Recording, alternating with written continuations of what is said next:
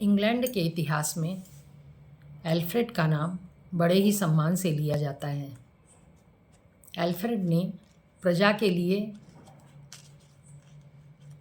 बहुत से साहसिक कार्य किए, प्रजा की बहुत भलाई की, इसलिए उसे महान एल्फ्रेड इस नाम से पुकारा जाता था।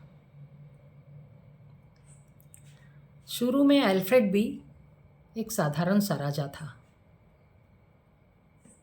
जब वह राजा बना तो सिर्फ मस्ती करो, खाओ पियो, मौज उड़ाओ, इस नियम पर चल रहा था। उसकी यह सुस्ती शत्रुओं के लिए वरदान साबित हो गई। शत्रुओं ने उस पर चढ़ाई की और उसे हरा दिया और मारपीट कर बाहर निकाल दिया।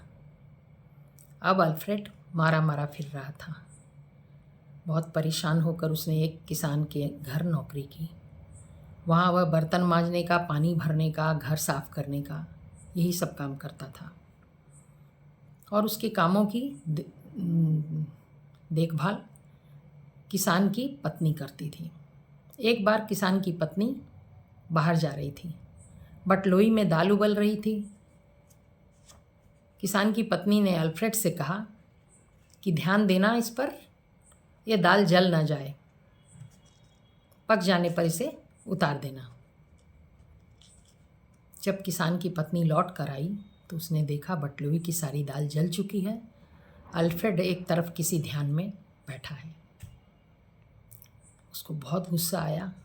उसने चिल्ला कर कहा कि मूर्ख नवयुवक, मैं तुम्हें यह काम दे के गई थी और तुम किस फिक्र में खोए हुए हो।